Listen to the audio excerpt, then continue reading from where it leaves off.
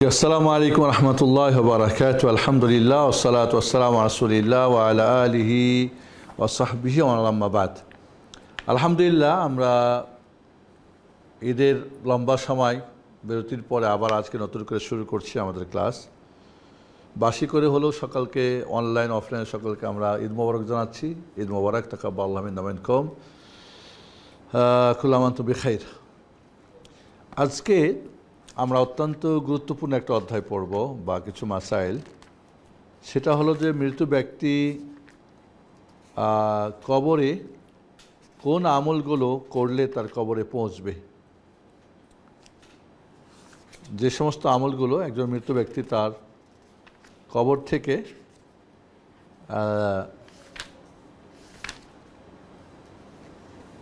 সবটা পাবে। এখানে একটা দুইটা ভাগ করব আমরা। এক নম্বর ভাগটা হচ্ছে যে মৃত ব্যক্তি তার নিজস্ব করে যাওয়া আমলের ফল পাবে। আর একটা হলো যে অন্যরা, উনি মারা গেছেন, একটা তো হলো যে উনি কিছু করে গেছেন যেগুলোর সব জারি থাকবে। আর একটা হলো যে ওনার বাদ দিয়েও অন্যরা, মাইয়েতের আত্মীয় স্বজন বা পরিবারজন বা মুসলিমরা তার জন্য কিছু করলে সেটাও পাবে। এই দুইটা ভাগ মনে রাখতে হবে আমাদেরকে। 15 নম্বর মাসালা দেখেন 159 নম্বর পেজে। কতিপয় বিষয়ের মাধ্যমে মৃত ব্যক্তি অন্যের আমলের মাধ্যমে উপকৃত হয়। প্রথমত, তার জন্য মুসলিম ব্যক্তির দোয়া। তাহলে এখানে কিন্তু অন্যদের যে সমস্ত আমলের মাধ্যমে সে উপকৃত হবে।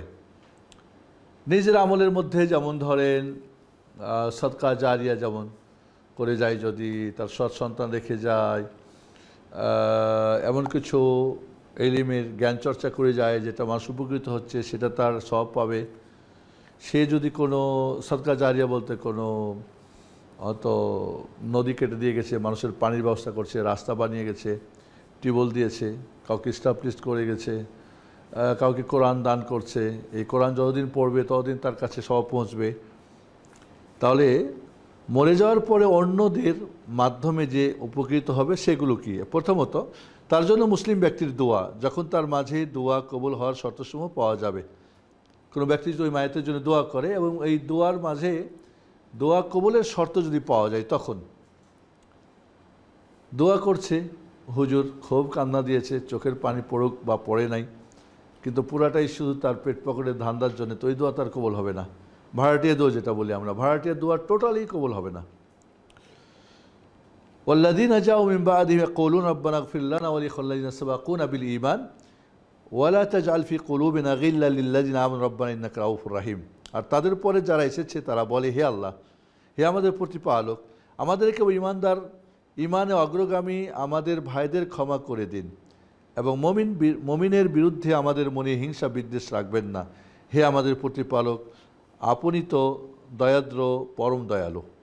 তাহলে আমাদের যারা অগ্রগামী চলে গেছে তাদের জন্য ক্ষমা করো, আমাদেরকে ক্ষমা করো, আমাদের আগে যারা চলে গেছে তাদেরকেও ক্ষমা করে দাও এবং তাদের ব্যাপারে আমাদের অন্তরে কোনো হিংসা বিদ্বেষ রাখো না।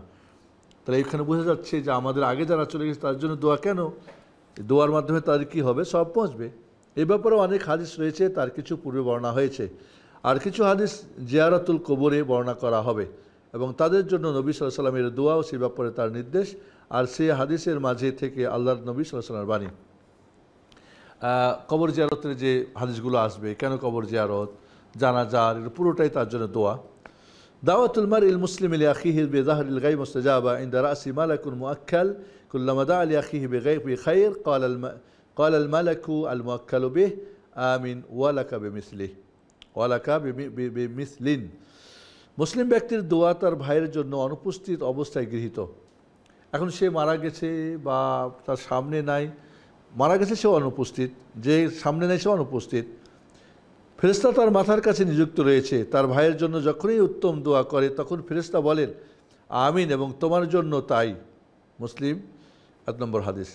তাহলে এখানে বোঝা গেল যে যদি কোনো ভাই আরেক ভাইয়ের জন্য দোয়া করে, সে পরিচিত অপরিচিত, নিজের ব্লাডের রাহিমের যে কেউ হোক, দোয়াটা কবুল করবেন আল্লাহ এবং সেই সবটা তাকে পৌঁছাবেন। বরং জানাজার পঠিত সকল দোয়ার দলিল বা সাক্ষী, কারণ তার অধিকাংশ মৃত্যু ব্যক্তির জন্য দোয়া এবং তার জন্য ক্ষমা প্রার্থনা যেমন উপনীত পূর্বে তা বর্ণিত হয়েছে। জানাজার যে দোয়াগুলো, আল্লাহ ফিরলাহু ওয়ারহামহু ওয়াফিহি ওয়াফু আনহু ওয়াকরিম নুজুলাহু ওয়াসসি মুদখালাহু, পুরাটাই কিন্তু মাইয়াতের জন্য দোয়া। তাহলে এই দোয়াটা মাইয়াতের জন্যে করলে, এবং একটা হাদিসে আছে যে মাইয়েত দেখবে তার কবরের আযাব কমে গেছে বা তার মর্যাদা বেড়ে গেছে। বলবে কি ব্যাপার? বলে তোমার ছেলে তোমার জন্য দোয়া করছে বা তোমার ভাই তোমার জন্য দোয়া করছে। তাহলে এক নম্বরে দোয়া যদি করি আমরা মায়াতের জন্য, এবং যে কোনো জায়গা থেকে করি, দোয়ার জন্য কিন্তু কবরস্থানে যাওয়া দরকার নাই, মোল্লা ভাড়া করা দরকার নাই, আর জামাতবদ্ধ হওয়ারও দরকার নেই, যে যেখান থেকে দোয়া করতে পারে। দ্বিতীয়ত, মৃত্যুর উপর মানতের রোজা থাকলে তার পক্ষ হতে অভিভাবকরা তা আদায় করা। আর এর সম্পর্কে হাদিস, এখন কেউ মারা গেছে, তার রোজা মানত মেনেছিল, এটা শেখ আলবানীর মত। রমজানের কাজাও যদি হয়, রমজানের রোজা ভেঙেছিল, কাজা করার সুযোগ হয়েছিল, তারপরও করে নাই, তাহলে সেটাও কাজা করতে হবে। আর মাইয়েতের যদি কাফারার রোজা থাকে, নজর মেনেছিল রোজা থাকে, এগুলো পূরণ করে দিতে হবে, তাহলে সেই সবটা কবরে পেয়ে যাবে। আনাইশা রাদিয়াল্লাহু আনহা নবী সাল্লাল্লাহু আলাইহি ওয়াসাল্লাম قال من مات عليه الصيام صام عنه وليه, তিনি সাল্লাল্লাহু আলাইহি ওয়াসাল্লাম বলেছেন, যে ব্যক্তি তার জিম্মায় রোজা রেখে যাওয়া অবস্থায় মৃত্যুবরণ করবে, তার পক্ষ থেকে তার অভিভাবকগণ রোজা করে নেবে। বুখারী 1952 নম্বর হাদিস। আর রমজানের রোজা ছাড়া মানতের রোজার উপরের হাদিসের রোজাকে বোঝানো হয়েছে। মাম্মাতা ও আলাইহি সিয়াম, এখানে বলতে চাচ্ছেন যে এই সিয়ামটা বলতে যেটা নজর মেনেছিল যে আমি একটা রোজা করব, এইভাবে কাফারা রোজাও কিন্তু আসবে। হয়তো কাফারা মনে করেন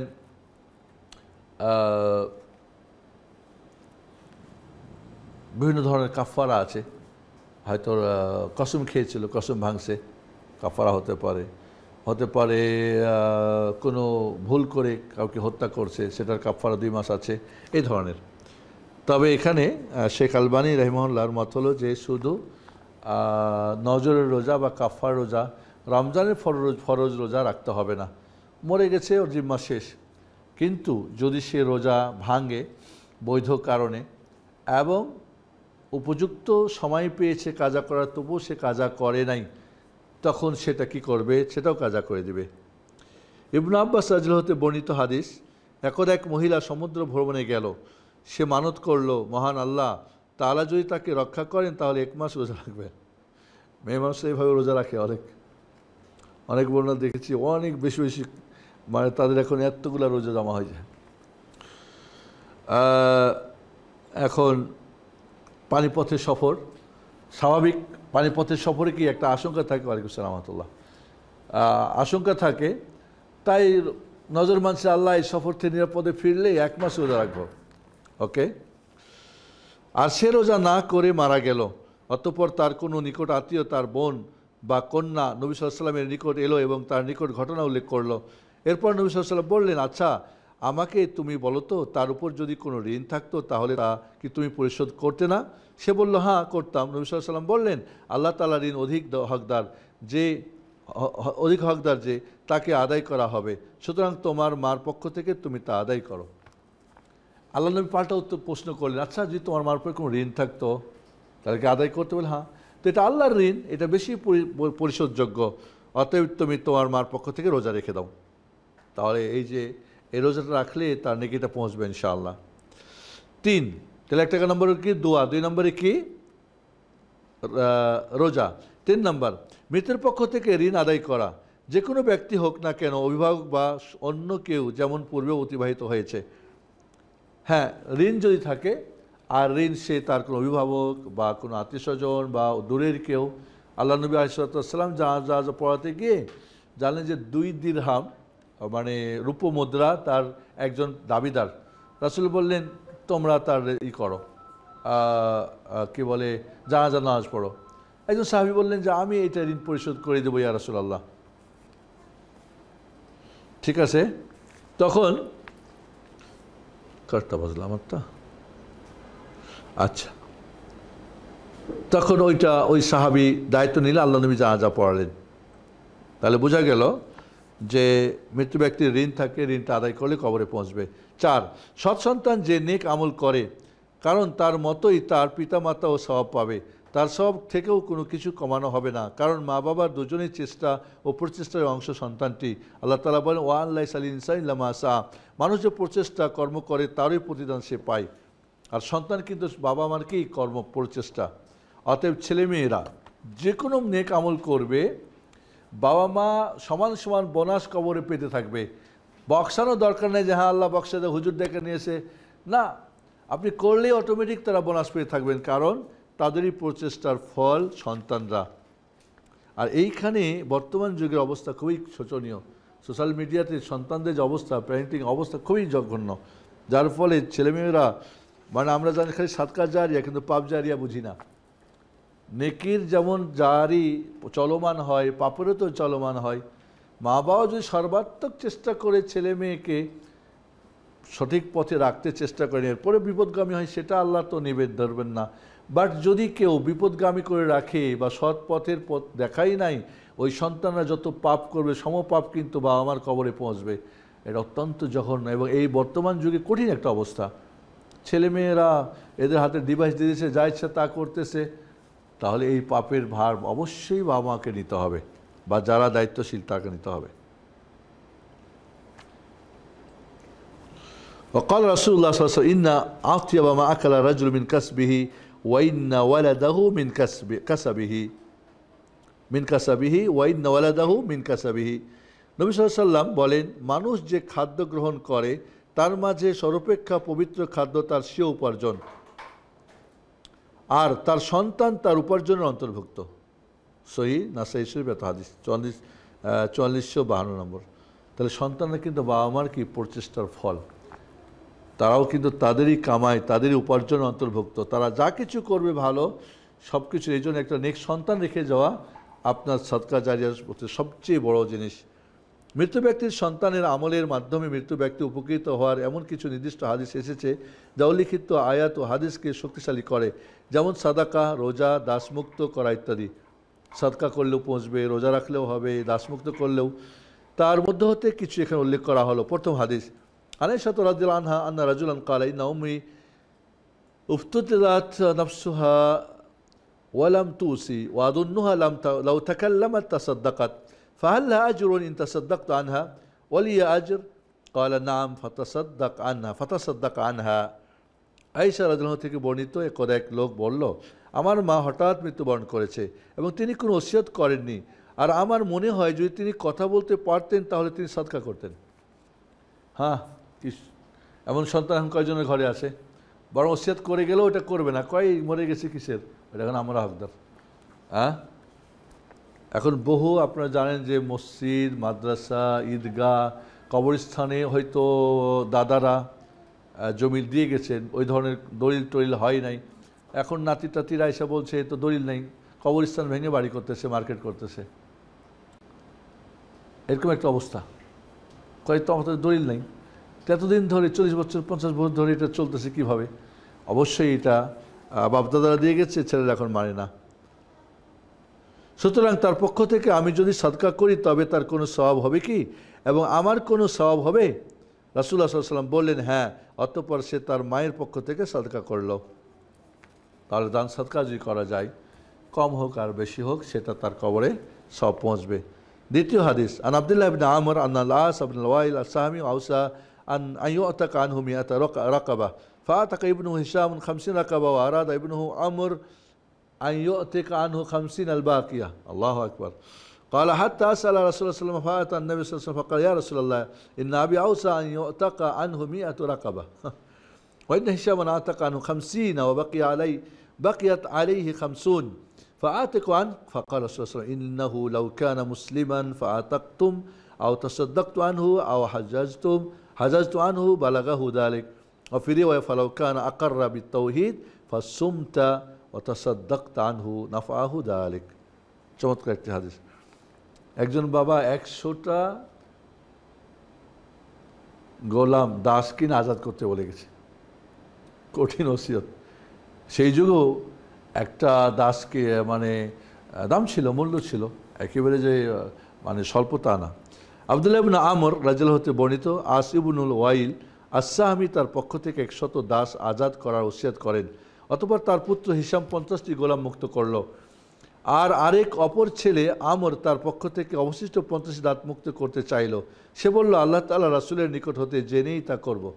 একজন না জেনেই আজাদ করছি, আরেকজন ভাবলো 50টা তাহলে আমার ভাগ্যে, ভাই করেছে 50টা, আমি 50টা, 100টা হয়ে যাবে। এবং চিন্তা করেন কত সৎ সন্তান ছিল। এবং সেই যুগে কিন্তু একটা গোলাম দাস আজাদ কিন্তু ছোট অ্যামাউন্ট ছিল না, বড় অ্যামাউন্ট ছিল, তুলনামূলক।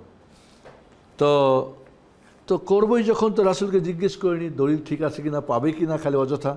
অতঃপর সে নবী সাল্লাল্লাহু আলাইহি ওয়াসাল্লামের কাছে এলো এবং বলল, হে আল্লাহ রাসূল, আমার পিতা 100 তো গোলাম মুক্ত করার ওসিয়াত করে গেছেন, আর হিসাম তার পক্ষ থেকে 50টি গোলাম মুক্ত করেছে, আর তার উপর 50টি অবশিষ্ট আছে, আমি কি তার পক্ষ থেকে তা মুক্ত করে দিব? আল্লাহু আকবার! এমন সন্তান ঘরে থাকা কত। অতঃপর রাসূল বললেন, সে যদি মুসলিম হয়ে থাকে আর তার পক্ষ থেকে তোমরা মুক্ত করো, অথবা সাদাকা করো, অথবা তার পক্ষ থেকে হজ করো, তাহলে সেগুলোর সব তার নিকট পৌঁছবে। তাহলে এখানে হজেরও কথা আসলো। কিন্তু আমি এর আগের সংখ্যা আপনারা বলেছিলাম যে 8 প্রকার ইবাদতের কথা বলেছিলাম, মনে আসলো? ওইগুলি আসতেছে: দোয়া, সাদাকা, হজ, উমরা, রোজা পালন করা, সাদকা করে দেওয়া, দাস আজাদ করা এবং তার ঋণ পরিশোধ করা, 8 প্রকার, ওইগুলি আলোচনা হচ্ছে এখানে। ওকে। অপর রিওয়ায়েতে আছে, সে যদি তাওহীদ স্বীকৃতি দিয়ে থাকে অতঃপর তার পক্ষ থেকে তুমি রোজা করো বা সাদকা করো, তাহলে তা থেকে সে উপকৃত হবে। তবে রোজা রাখো কিন্তু আমরোজা না, তার যদি তার উপরে থাকে তাহলে।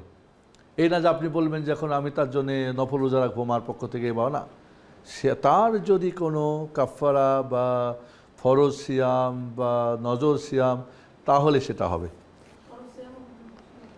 ফরজ সিয়ামের কাজা একটু আগে বলছি যে ফরজ সিয়াম ভেঙেছিল বৈধ কারণে, বা ভুল করে বা যে কোনো কারণে ভেঙে দিয়েছিল, এখন তো এটা কাজা করতে হবে না, কিন্তু উনি কাজা করার উপযুক্ত সময় পরও কাজা করে নাই, তাহলে তার পক্ষ থেকে কাজা করে দিতে হবে।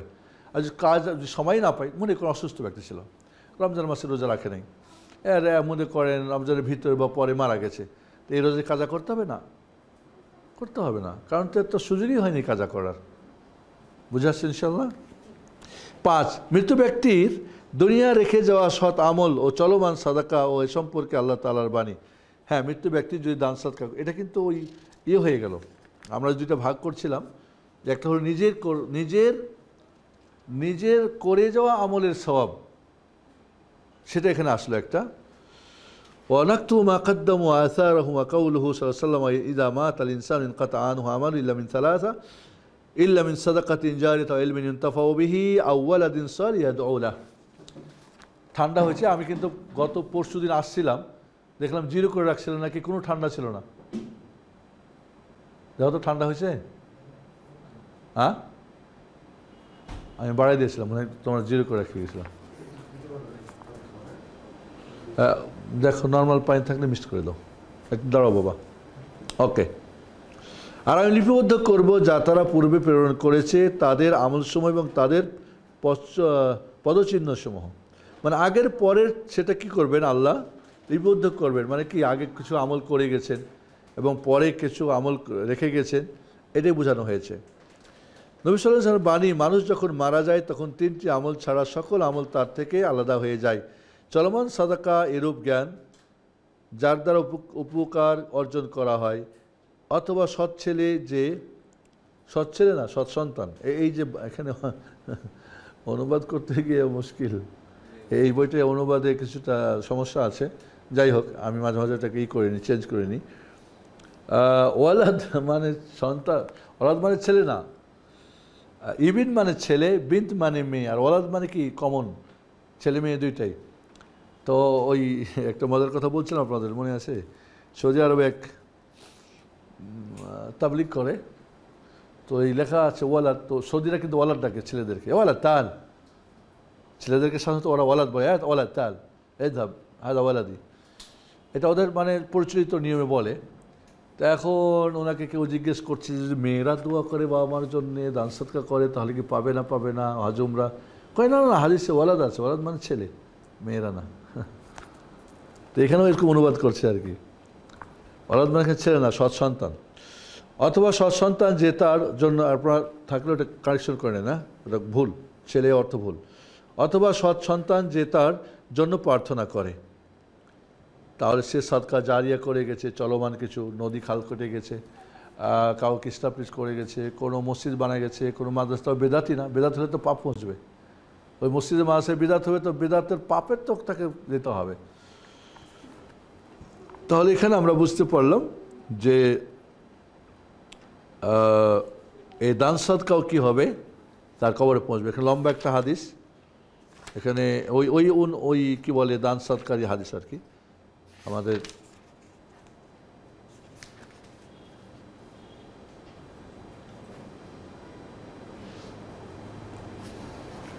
দেখ এই বড় হাদিসটা পড়া দরকার নেই, আপনারা চলে যান 168 নম্বর পেজে। তাহলে এখানে মূলত আমরা বিষয়টা ভাগ করি, একটু বুঝি ভালো করে। আপনি আপনার জীবদ্দশায় কিছু করে গেছেন, সেটা সব জারি থাকবে। ধরেন আপনি সদকা জারিয়া করে গেছেন, চলমান কিছু দান। আপনি সৎ সন্তান রেখে গেছেন, তারা দোয়া করলে ছেলেমেয়েরা এটা পৌঁছবে। আপনি কোনো জ্ঞান চর্চা করে গেছেন, শেখ আলবানী রহিমাহুল্লাহ আহকামুল জানাজ লিখে গেছেন, এটা এখন সারা পৃথিবীতে বহু ভাষায় অনুবাদ হয়ে এটা কি হচ্ছে, চলতেছে। আবু হুরায়রা রাদিয়াল্লাহু তাআলা হাদিস সংকলন করছে 5000, সারা পৃথিবীতে ওই হাদিস চলতেই আছে। এইগুলি সদকা জারিয়া উত্তম। শুধু এই না যে শুধু দিনের, দুনিয়াও তো হতে পারে, দুনিয়ার কোনো টেকনোলজি, দুনিয়ার কোনো আবিষ্কার, দুনিয়ার কিছু যেটা মুসলিমদের কাজে এসেছে, অমুসলিমদেরকে ভয় প্রদর্শন করা গেছে, এমন কিছু যদি হয় সেটাও। বাকি থাকলো মাইয়েত মারা গেছে তার করণীয় না, বা করণীয় বলতে যেরকম হয়তো কেউ একটা মুসাফ কোরআন দান করে গেছে, কাউকে একটা টিউবওয়েল দিয়ে গেছে, একটা গরিব ফ্যামিলিকে সিএনজি কিনে দিয়েছে, এটা দিয়ে তারা স্টাবলিশ খাচ্ছে, চলছে, এটা বিশাল একটা দানের ব্যাপার। একটা গাভী কিনে দিয়েছে, একটা ছাগল, এক সময় তো একটা ছাগল দিয়েও মানুষ করে উপরে উঠতো, এখনও তো সেই আছে, মানুষ করে খায়। বাকি থাকলো 8 প্রকার, যেটা যে আপনি চলে যাওয়ার পর আপনার অন্যরা কেউ যদি করে। 1 নম্বরে দোয়া, 2 নম্বরে দান সদকা, 3 নম্বরে হজ, 4 নম্বরে ওমরা, 5 নম্বরে তার পক্ষ থেকে ঋণ পরিশোধ করা, 6 নম্বরে তার পক্ষ থেকে কুরবানি করা, কুরবানি এখানে আসে নাই কুরবানিটাও, আর 7 নম্বরে তার রোজা থাকলে যদি সেটা আদায়ের যোগ্য হয় তাহলে সেটা কাজা করে দেওয়া, 8 নম্বরে তার ঋণ পরিশোধ করে দেওয়া। এই 8 প্রকার তার অন্যদের করাটা তার কবরে গিয়ে পৌঁছবে। তার এর বাইরে আমি বলছিলাম আপনার যে এটিএমে 8টা অপশন আছে, আপনি এখন 9 নম্বরে যদি ভাইঙ্গা করেন তো হবে নাকি? বানাইলে হবে? হবে না। তাহলে আল্লাহর আখিরাতের অ্যাকাউন্টে যে সিস্টেমগুলি আছে এই সিস্টেমই করতে হবে। আপনি এর চেয়ে বেশি করবেন, কোনো অধিকার নেই, সব নষ্ট হয়ে যাবে। কোরআনখানি আমাদের সে কুলখানি, ফাতেখানি, দোয়াখানি, হাত ধোয়ানি। হাত ধোয়ানি বোঝেন না? বোঝেন না? হাত ধোয়ানি বোঝেন আপনারা? আমি এটা একবার কি আমার খালা শ্বশুরের জানাজার নামাজে গেছি, ওই এলাকায় হাত ধোয়ানি। হাত ধোয়ানি কি মানে? যারা এই কবরের মাটি দিয়েছে ওদেরকে হাত ধুয়ে খাওয়াইতে হবে। ওরা যে মানে হাত ধুয়ে খাওয়ায় হাত ধোয়া না কী জন্য, যাই হোক। তা আমি তখন কি খাবো না, যাই হোক। পরে ওরা একটা বিব্রত হলো, আমি বললাম না এই চুবানাটা খাওয়া যাবে না। পরে পাশে কোনো বাড়িতে আমাদেরকে বসে ওইখানে ওদের কিছু খাওয়া দাওয়ার ব্যবস্থা করলাম, আমরা দূর থেকে গিয়েছিলাম। হ্যাঁ বলেন।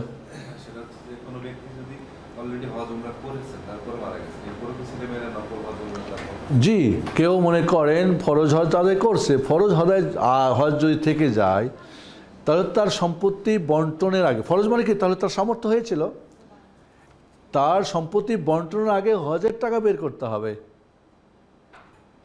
এবং বদলি হজ করাতে হবে যে নিজের হজ করেছে বা উমরা করেছে এমন ব্যক্তি দিয়ে।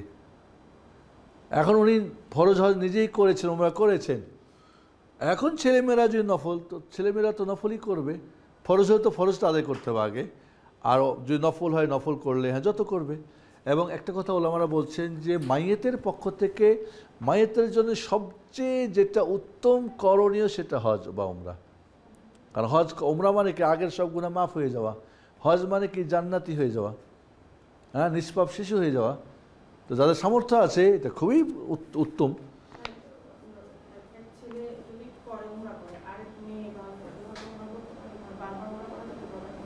হ্যাঁ হ্যাঁ করুন। কোথায় গিয়ে করবেন? মক্কায় গিয়ে বারবার নাকি বিদেশ থেকে বারবার? ঠিক আছে, দুই বোনের দুই বাবার নামে করেন, মার নামে করেন। এখানে একটা মাসালা, বাবা মা মনে করেন দুইজনেই মারা গেছেন, আপনি কারটা আগে করবেন?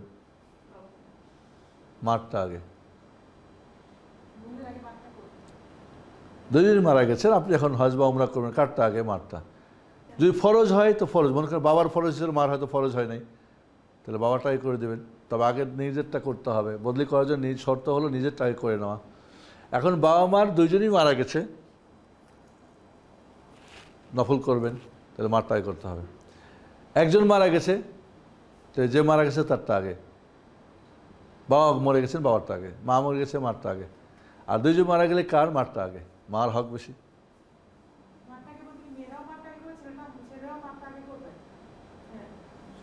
ছেলে হোক আর মেয়ে হোক, যেই হোক করতে চাইলে। এখন যদি বলে ছেলে বলে বাবার করবো, মা মেয়ে বললো মার, তো ওকে, ভালো, আলহামদুলিল্লাহ। মোট কথা, মা যদি দুজন মারা যায়, মা হকদার বেশি। উম্মুকা সুম্মা উম্মুকা সুম্মা উম্মুকা, তোমার মা তোমার মা তোমার মায়ের পরে সুম্মা আবুক। জি, বুঝছেন মনে হয়? বুঝছেন না মাসালা? জি, তাহলে একা করেন, যত বেশি পারেন, প্রতি বছর করেন। উমরা করতে গেছে, নিজের উমরা করলেন, হয়তো আপনি মদিনা থেকে আসার পথে বা যাওয়ার পথে, বা হয়তো অনেক সময় প্রয়োজনে কেউ জেদ্দা হয়তো ভিজিটে যায়, তয়েব যায়, তবে উমরা উদ্দেশ্যে যাবে না, কোনো কারণে গেলেও সে আসার পথে হয়তো উমরা করতে পারে মিকাত অতিক্রম করার কারণে। মক্কায় বসে বসে সবার নামে নামে উমরা করে। এবং এখানে মনে রাখতে একটা যে বদলি হজ উমরা করার জন্যে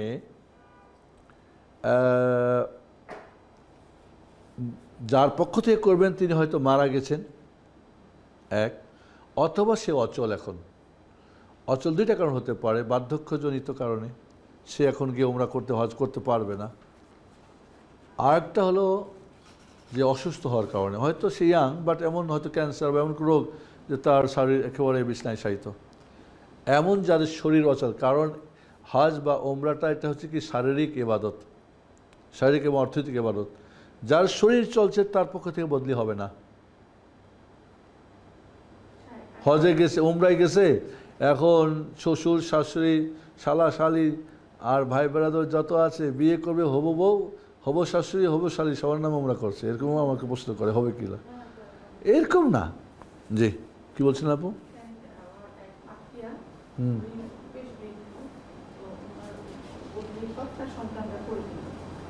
করার পরে উনি এখন বেশ সুস্থ ফিল করতেছেন, 3-4 বছর পর উনি বলতেছেন যে আমি আবার যাবো, গিয়ে আমি অন্য করবো। এটা কেমন? ভালো, শাশুড়ি করুক, বাড়িতে হবে। হ্যাঁ, কবর জিয়ারত করা। কবর জিয়ারত করে তো আমাদের দেশে অনেক ধরনের ইয়া আছে। কবর জিয়ারত সাধারণত ইসলামের শুরুতে কবর জিয়ারত নিষিদ্ধ করা হয়েছিল সবার জন্য, নারী পুরুষ সবার জন্যে। পরবর্তীতে সবার জন্যে কবর জিয়ারতের অনুমতি দেওয়া হয়, নারী পুরুষ। পরে আবার নারীদের কবর জিয়ারতকে নিষিদ্ধ করে দেওয়া হয়। এই মতটাই হলো বেশি অথেন্টিক।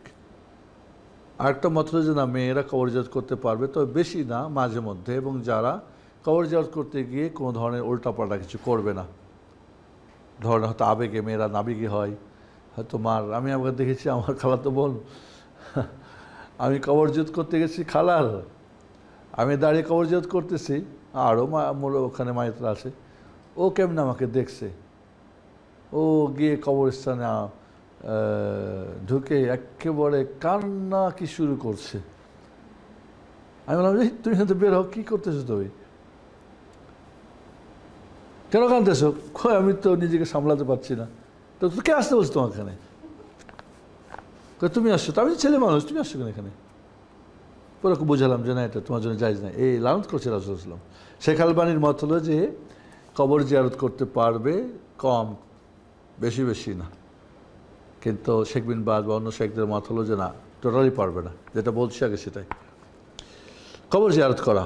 মাসআলা 116, নসিহত উপলব্ধির জন্য এবং কিয়ামতের কথা মনে করার জন্য কবর জিয়ারত করার শরীয়ত সম্মতি রয়েছে। কবর জিয়ারত আসলে মাইয়াতের জন্য না, কার জন্যে? নিজের জন্যে। কবর মাইয়াতের জন্য আপনি পৃথিবীর যে কোনো জাতীয় দোয়া করবেন, সেটাই পৌঁছবে। ওকে। এবং মেয়েরা সাধারণত মার কথা মনে পড়লে এমনি কান্না আসবে, কিন্তু পুরুষ ছেলেরা কবরে গিয়েও কান্না আসে না, ওই জন্য কবরে যাও তোমরা। মেয়েদের আসলেই মেয়েদের আমাদের দেশে যে কবরে, আমি দেখি কি একবার একটা কবরস্থানে গেছি 12 নম্বর সেক্টর, এখানে দেখি মহিলা সাজগোজ কইরা একেবারে সাইজা গুজা মনে হয় স্বামীরা দেখা দিতে আইসে।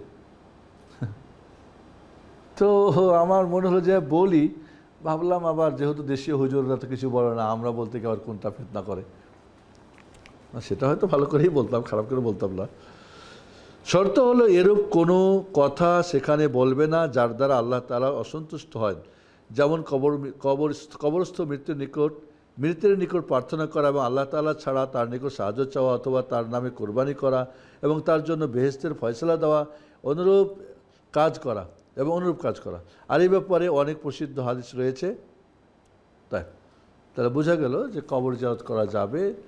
রাসূল সাল্লাল্লাহু আলাইহি ওয়াসাল্লাম বলছেন নাহিতুকা আন জিয়ারাতুল কবর, তোমাদের কবর জিয়ারত নিষেধ করেছিলাম, ফাজুরুহা, এখন তোমরা কবর জিয়ারত করো, ফাইন্নাহা তুযাক্কিরুকুমুল আখিরাহ, কবর জিয়ারত তোমাদের আখিরাতের কথা স্মরণ করে দেয়। কোনো বলা আছে কি তাদমা আইন, তোমাদের চোখে পানি আসে, রিক্কুল কালব, অন্তর নরম হয়। তাহলে কবর জিয়ারত মূলত আখিরাতের কথা স্মরণ করা, আখিরাতের প্রস্তুতির ওয়াদা করা, এখানে এসে নিজের মধ্যে একটা ভীতি আসা যে আমাকে মরতে হবে, আর এটা মেয়েরা বাড়ি থেকে সম্ভব, ছেলেদের জন্যে যাওয়া দরকার। পুরুষদের মতো মহিলাদের কবর জিয়ারত মুস্তাহাব ব্যাপারে কয়েকটি দিক আছে। আমি বলছি শেখ আলবানির এই মত, কিন্তু বাকি এই মত কিন্তু অন্যান্য ওলামাদের মত না। প্রথমত আল্লাহ তাআলা রাসূল সাল্লাল্লাহু আলাইহি ওয়াসাল্লামের বাণী ফাজুরুল কবর, তোমরা কবর জিয়ারত করো। আর কবর জিয়ারত করা নারী পুরুষ সবার জন্যই হয়ে গেল তাহলে, সুতরাং তার মাঝে মহিলারা অন্তর্ভুক্ত হয়েছে। আর বর্ণনা হচ্ছে যে ইসলামের প্রথম যুগে নবী সাল্লাল্লাহু আলাইহি ওয়াসাল্লাম যখন কবর জিয়ারত করতে নিষেধ করেছিলেন, তখন তার মাঝে কোনো সন্দেহ নেই যে নিশ্চয় সে নিষেধ পুরুষ মহিলা সবাইকে অন্তর্ভুক্ত করেছে। কিন্তু তিনি যখন বলেছেন তোমাদেরকে কবর জিয়ারত করতে আমি নিষেধ করেছিলাম, তা থেকে এটাই বোঝা যায় যে তিনি দু জাতিকে উদ্দেশ্য করেই প্রথম যুগে তাদেরকে, দু জাতি বলতে নারী পুরুষ, যা থেকে নিষেধ করেছিলেন তার সংবাদ দেন। তাহলে নিশ্চয়ই দ্বিতীয় হাদিসের বাক্যটির সম্বন্ধটা যেন নবী সাল্লাল্লাহু আলাইহি ওয়াসাল্লামের বাণী, অতএব তোমরা জিয়ারত করো, দ্বারা তিনি পুরুষ ও মহিলা দুজনকেই বুঝেছেন। এটা শেখ আলবানির ইজতিহাদ। আর তাকে শক্তিশালী করে উল্লিখিত বাকি ফেল সমূহের সম্বোধনটি তার বর্ণনায় অনাহিতুকুম আন লুহুমিল আযাহি ফাওকা সালাত ফাআমসিকু মা বাদা লাকুম। দ্বিতীয়ত, নিচে আসেন, শরীয়তে যে কারণে কবর জিয়ারত করা অনুমতি প্রদান করেছে তার মাঝে পুরুষদের সাথে মহিলারা অন্তর্ভুক্ত, কারণ তা মনকে নরম করে ও চোখকে অস্বস্তিযুক্ত করে এবং পরকালের কথা মনে করে। এটি না কিন্তু কাজ, মন নরম করা, চোখে পানি আসা এবং পরকালের কথা মনে করা। তো মহিলার যেমন পুরুষের যেমন প্রয়োজন মহিলাদেরও প্রয়োজন, এটা শেখ আলবানির যুক্তি। তৃতীয়, মহিলাদের জন্য কবর জিয়ারত করার ব্যাপারে নবী সাল্লাল্লাহু আলাইহি ওয়াসাল্লাম দুটি হাদিসে অনুমতি দিয়েছেন, যে দুটি হাদিসকে উম্মুল মুমিনিন আয়েশা রাদিয়াল্লাহু আনহা আমাদের জন্য হেফাজত করে রেখেছেন।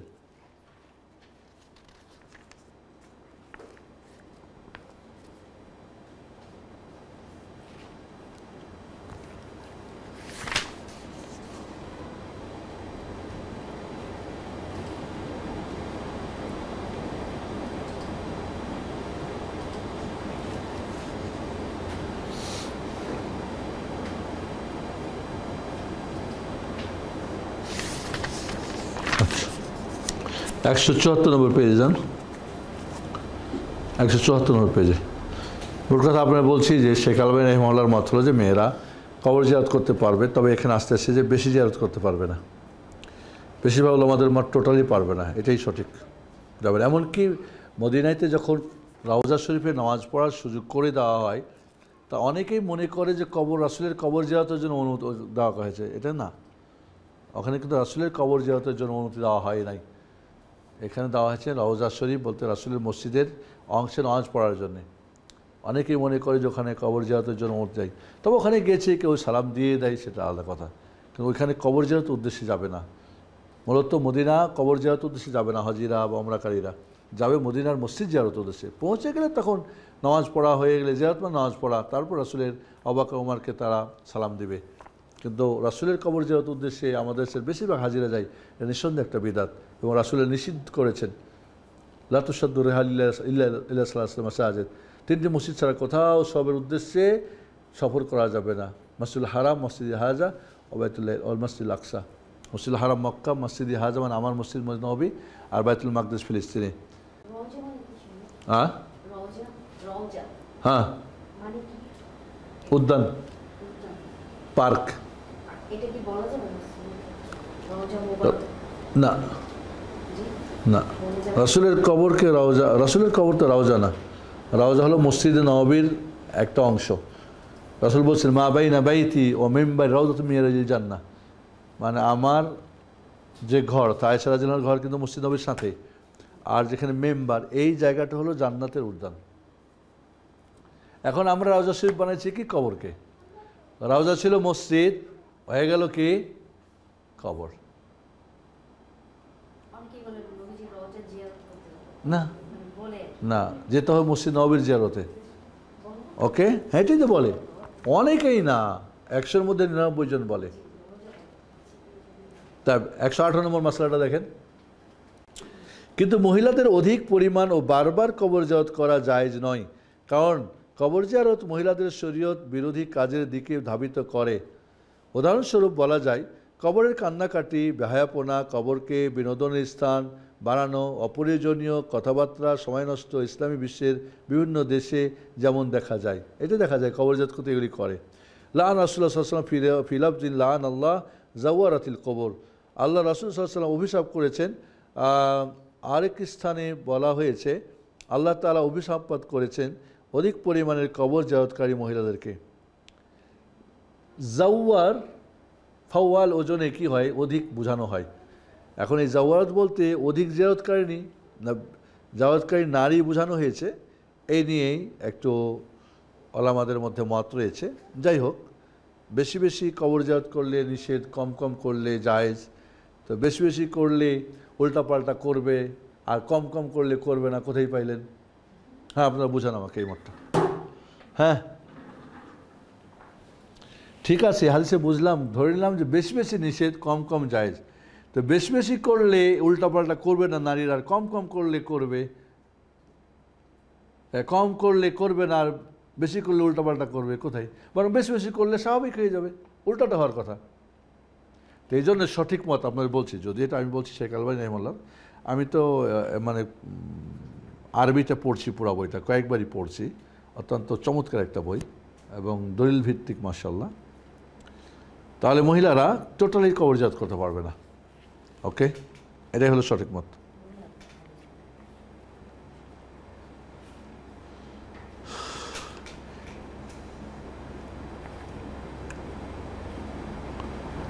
একশো 19 পর্যন্ত পারি নাকি দেখেন। যে ব্যক্তি অমুসলিম অবস্থায় মৃত্যুবরণ করেছে, শুধুমাত্র উপদেশ গ্রহণ করার জন্য তার কবর জিয়ারত করা জায়েজ আছে। আবু হুরায়রা রাদিয়াল্লাহু আনহু অন্যান্য হাদিসে সাহাবীদের দ্বারা প্রমাণিত আছে। অমুসলিমদেরও কবর জিয়ারত করা যেতে পারে পুরা, তবে কী জন্য যাবেন? তার জন্য দোয়া করা যাবে না। কী জন্য যাবেন তাহলে? আপনি উপদেশ গ্রহণ করার জন্যে। আপনি এক জায়গায় যাচ্ছিলেন, দেখলেন যে শ্মশান, হিন্দুদের শ্মশান বা খ্রিস্টানদের কবরস্থান, দাঁড়াই গেলেন,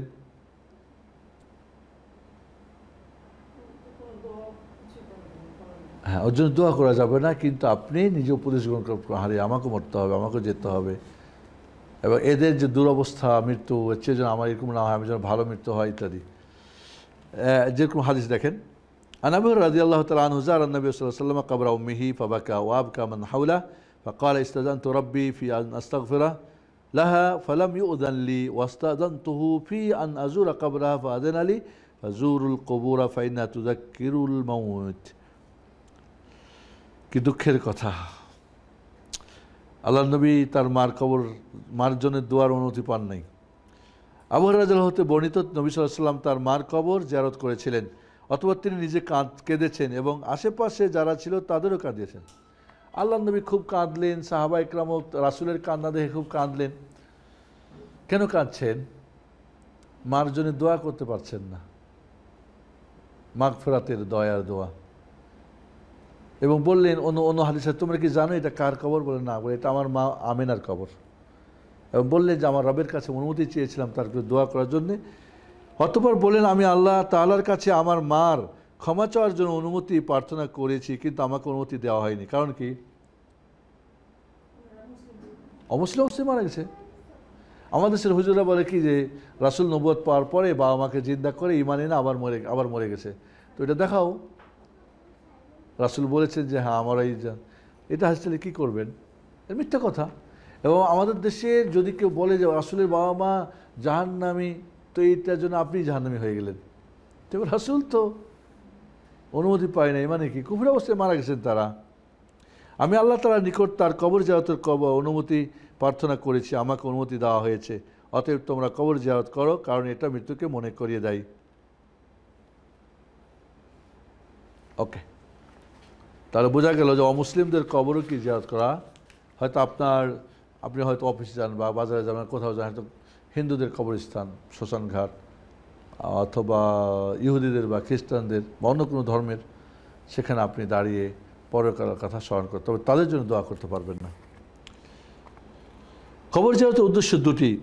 এক, মৃত্যু ও মৃত্যুর কথা মনে করে উপকৃত হওয়া, তারা বেহেশতের বাসিন্দা হোক বা কিংবা জাহান্নামের।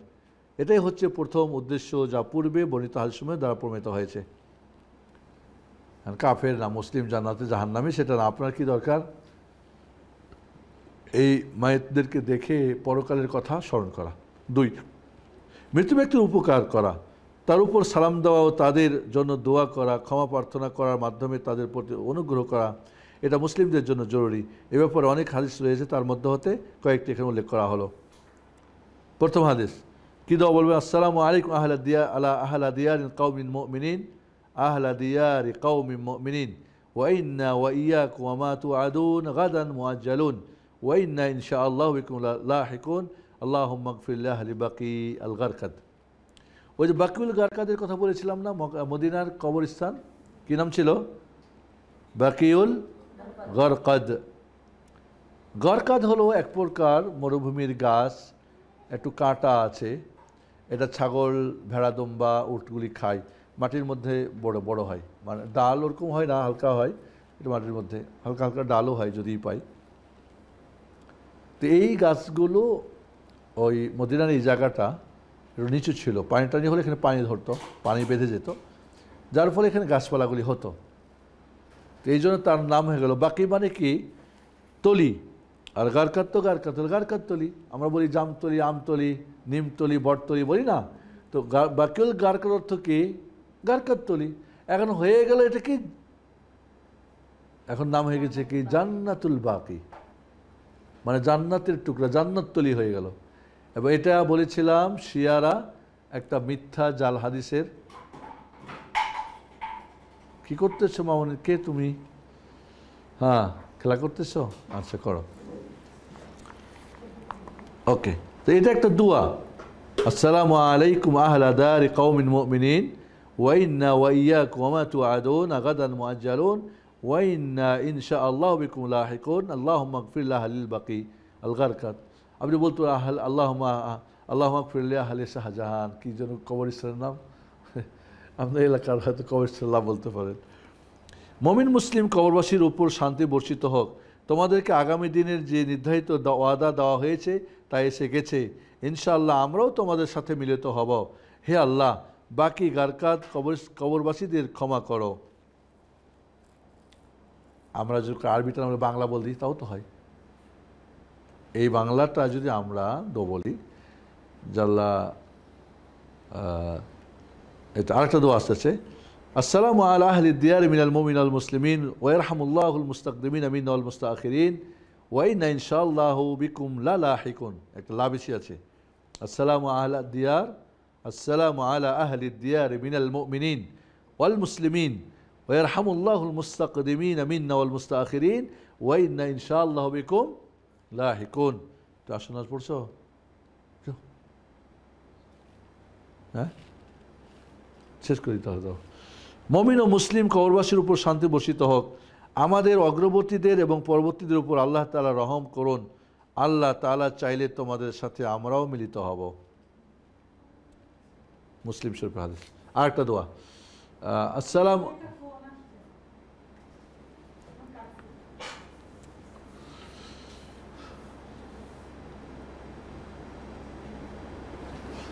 আরেকটা দোয়া, আসসালামু আলাইকুম আহলা দিয়ার মিনাল মুমিনিন ওয়াল মুসলিমিন, ওয়া ইন্না ইনশাআল্লাহু বিকুম লাহিকুন, আনতুম লানা ফারাত ওয়া নাহনু লাকুম তাবা আসআলুল্লাহ লানা ওয়া লাকুমুল আফিয়া। যেটা ব্র্যাকেটের মধ্যে আছে মানে অন্য বর্ণনাই, যখন ব্র্যাকেটে দেখবেন কোনো একটা শব্দ বুঝতে হতো অন্য বর্ণায় এটা এসেছে। মুমিন মুসলিম কবরবাসীদের প্রতি শান্তি বর্ষিত হোক ইনশাআল্লাহ। আল্লাহ তাআলা চাইলে তোমাদের সাথে আমরা মিলিত হব, তোমরা আমাদের অগ্রগামী, আমরা তোমাদের অনুগামী। আল্লাহ তাআলার নিকট তোমাদের ও আমাদেরও তোমাদের জন্য ক্ষমা প্রার্থনা করছি। এই বাংলা দিয়ে দোয়া করবে, কোনো সমস্যা নেই, বাংলা মুখস্থ করে নেবে। আরবি অনেক সময় মুখস্থ করতে পারে না, ওই জন্য কবর জিয়ারত করে, ওই জন্য হুজুর ভাড়া করে নিয়ে আসতে হয়। বাংলা দিয়ে করেন দোয়া, আরবি বলা শর্ত না।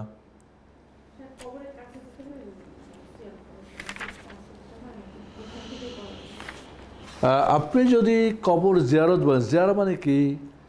সাক্ষাৎ করা। জিয়ারা মানে আবার জার্নি করাও হয়।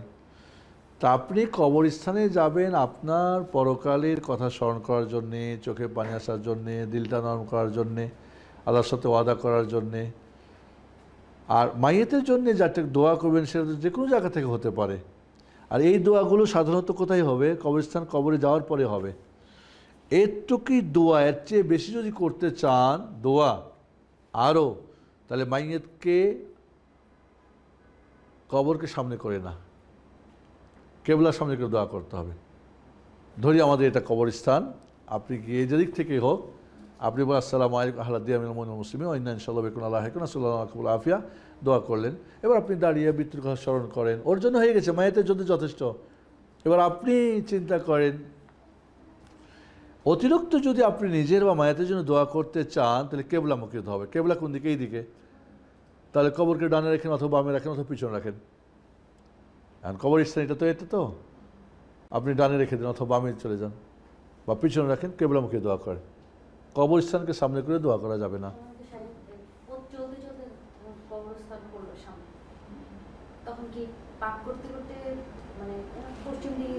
হয়তো একটু দাঁড়ালেন, মহিলারা যদি হয় যাতে যে দোয়া পড়ে দিবে, পুরুষরা হলে দাঁড়াতে পারে। মহিলারা কিন্তু কবর জিয়ারতের উদ্দেশ্যে যায় না, কিন্তু যাচ্ছিল, অতিক্রম করছিল, সালামটা দিয়ে দিল, মৃত্যুর কথা স্মরণ করলো, ওর মধ্যে হতে পারে।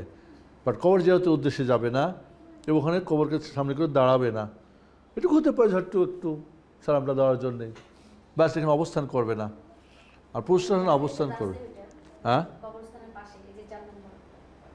জি জি, হ্যাঁ, রিক্সায় যাচ্ছেন, গাড়িতে যাচ্ছেন, হেঁটে যাচ্ছেন, সালাম বলেন, হ্যাঁ সালাম বলেন, দোয়া বলেন, সমস্যা নেই।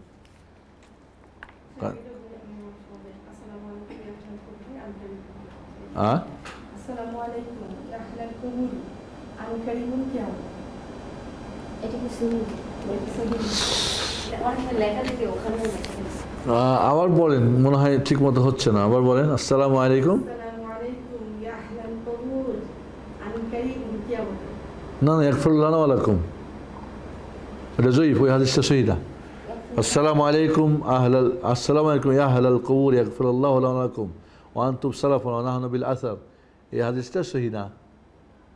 এই দুটো সহিহ, রেখে যে তিনটা আছে রে সহিহ। আর লাস্টেরটা বা যে কোনো একটা আসসালামু, আমার তো মুস্ত আছে এটা, আসসালামু আলাইকুম আহলাদিয়া মিনাল মুমিনিন মুসলিমিন ওয়া ইন্না ইনশাআল্লাহ বিকুম আল্লাহ হাইকুন আসসালামু আলাইকুম ওয়া লাকুম আফিয়া। এটাই আমার পরিবারের সবাই এটাই জানে, এটাই মুস্ত করে। শব্দের কম বেশ আছে আর কি। গরকত তলি, তলি, জামতলি, আমতলি, যেমন নিমতলি, গরকত তলি মানে গরকতের গাছের জায়গা। আমরা বলি না আমতলি জামতলি, কেন আমতলি মানে আম গাছ ছিল বড় একটা, জামতলি মানে জাম গাছ ছিল, বটতলি মানে বট গাছ ছিল, নিমতলি মানে নিম গাছ ছিল। আমি আবার একটা জায়গায় গেছি, আফতাবনগর বলছো, ওরা বলছে যে একটা বটতলিতে এসে আপনি ডানে মোড় নেবেন। এখন ওখানে গিয়ে দেখি একটু একটা বট গাছ ছোট্ট, তো কেমনে হলো, পরে ফোন দিলাম, হ্যাঁ ওইটাই বটতলি।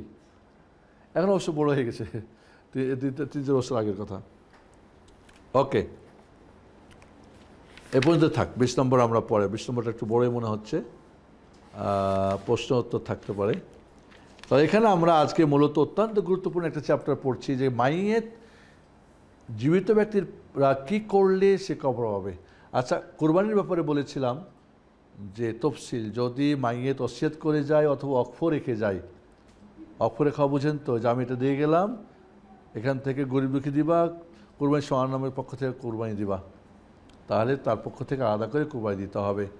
আর ওসিয়ত বা ওয়াকফ না থাকলে তার নামে আলাদা করে কুরবানি দেওয়া সুন্নত সম্মত না, কিয়াস সম্মত, সুন্নত সম্মত না। সুন্নত কি? আপনার কুরবানিতে তাকে শরীক করে নেবেন সওয়াবে। আল্লাহ আমার পরিবার, আমার পরিবারকে কবুল করো, পরিবারের জীবিত মৃত্যু সব চলে আসবে। নাম বলতে চান বলতে পারেন, আমার মৃত বাবা মা দাদা দাদি নানি যত মুসলমান যত তাওহীদ সুন্নাহর উপরে সবার পক্ষ থেকে নিয়ত করতে সমস্যা কোথায় আপনার? বলেন যে আল্লাহ আমার পক্ষ থেকে, আমার পরিবারের পক্ষ থেকে, উম্মতে মুহাম্মদের যত যারা তাওহীদ সুন্নাহর উপরে আছে সবার পক্ষ থেকে, বেদাতি না? বিসমিল্লাহ, আল্লাহু আকবার। আল্লাহর কি সব দিতে হবে? কমে যাবে ভান্ডার? না, কমবে না, আলহামদুলিল্লাহ। তো 20 নম্বরটা কি ছিল আমাদের এখানে? কবর জিয়ারত করার সময় কোরআন তেলাওয়াত সম্পর্কে কোনো ভিত্তি সুন্নত নেই। ঠিক আছে, এটা পরে, মানে এখন শুরু হবে বেদাতগুলো আর কি, সম্ভবত বেদাতগুলি দিয়েই শেষ হবে। আমার কিন্তু মোটামুটি শেষ করে ফেলছি, আর মাত্র কয়েক ক্লাস করে শেষ হবে।